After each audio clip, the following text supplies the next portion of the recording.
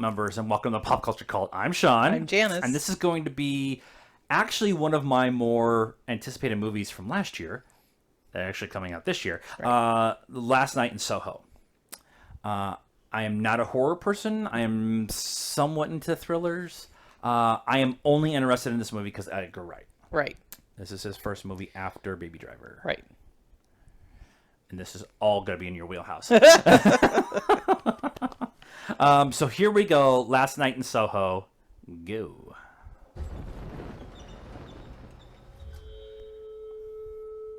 When you're alone and life is making you lonely, you can always go downtown.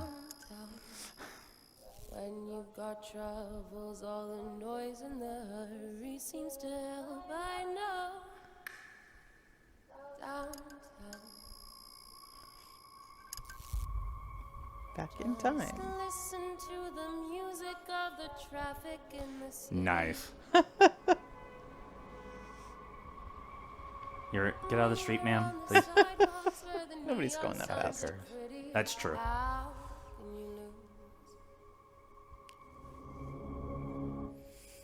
Oh, I love it when they do stuff like this.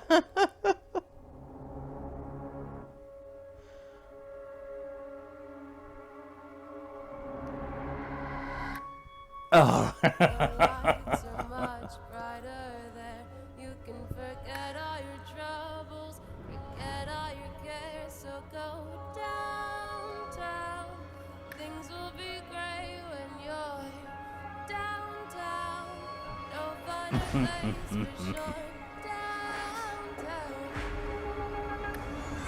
Nope. Bad guys. Everyone's waiting for you.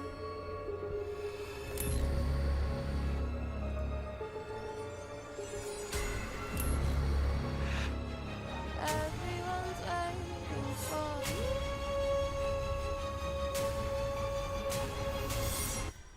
Do you believe in ghosts?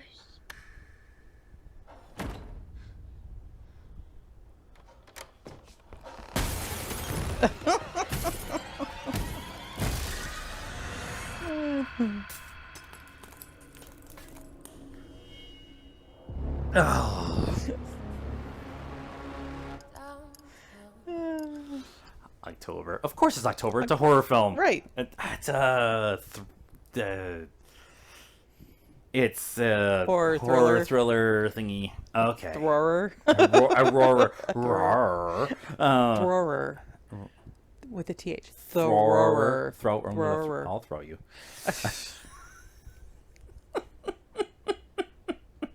Okay, go. Okay, cool. Timey-wimey? Yeah. I mean, it's very interesting genre play on a horror film. Yeah, and, you know, don't know that I remember anybody doing a time thing. The dream thing is pretty, like you fall asleep and wake up somewhere else or whatever. I wonder if she's having visions of her, like, a previous self.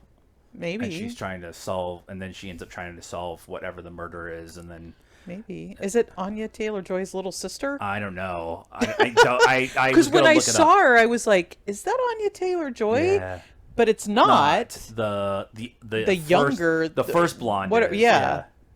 The blonde in the mirror back in time is, but not the original girl. So I love the color palette too.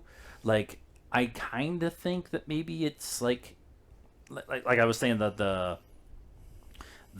past life, because the color past life, because all the color is all like saturated when she goes back in time, but like it's muted in like her current time, right? And it's Edgar, so everything means something, and color means something, and the music means something, and right, right. So you got to watch it like a million times to pick up on everything. And my husband won't. He'll watch it once if we're lucky. This is going to be one of those ones that is going to be a little bit different for me because, again, I don't do horror, but I do like a good thriller, and this kind of feels a little bit more thrillery. Like, I don't like scare gore horror. Right. That's what it really comes down to. And so I don't want to be scared, but I want to be intrigued as I go and watching But it does look like there's some jump scares. It looks like there's going to be a couple of jump scares, and I will jump out of the seat in the theater, or I'll watch a lot of it like this. There's been, when I watch Quiet Place from home with all of the lights on, I watched a few scenes like this. But I knew Matt Smith was in this. I don't remember, I remember them going, oh yeah, Matt Smith's gonna be in this. And then I'm like, all of a sudden it's like, yeah. I remember hearing it after I saw him in it, but I didn't remember it before we watched it. So I wonder if he's like the, I'm just projecting as much as I can right now. I wonder if he's the catalyst for whatever happened back in time, and he's just playing with her, like what David Tennant did with The Man in Purple and Jessica Jones, where he was kind of controlling everything, and that would be kind of a cool, not saying that it's ever gonna happen, but it'd be kind of a cool thing to do with Matt Smith, to have him be the controlling thing of telling the puppeteer, for lack of a better term, and that would be fun to do, just as a parallel to something else.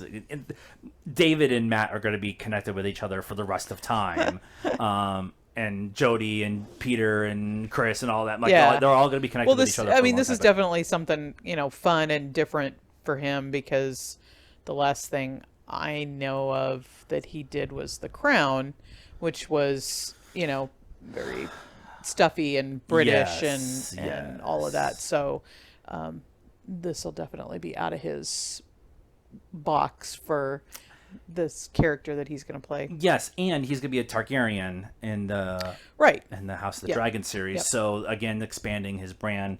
But I just Edgar Wright. Like he's if he's not my favorite director, he's like 2 or 3. Quentin, Denis, it just depends on what movie's coming out next. If it's Edgar Wright, we're watching it. Yeah, probably over and over again.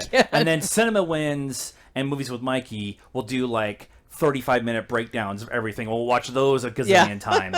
Because there's always something that you don't miss, no matter how many times you watch it. Yeah. So that is our thoughts on The Last Night in Soho. I'm not kidding. This is one of my most anticipated movies of the year. This, Dune, Black Widow, now Eternals. So let us know what you thought of this trailer and our reaction to it in the comments down below. Also, what is your most anticipated movie of the year up to this point? Better not be Peter Rabbit unless you're 6. Like this video, subscribe to the channel, hit the bell for notifications. Follow us on all those social media stuff, Facebook, Instagram, and Twitter, and TikTok, you young pups. And until next time, cult members, good afternoon, good evening, and good night.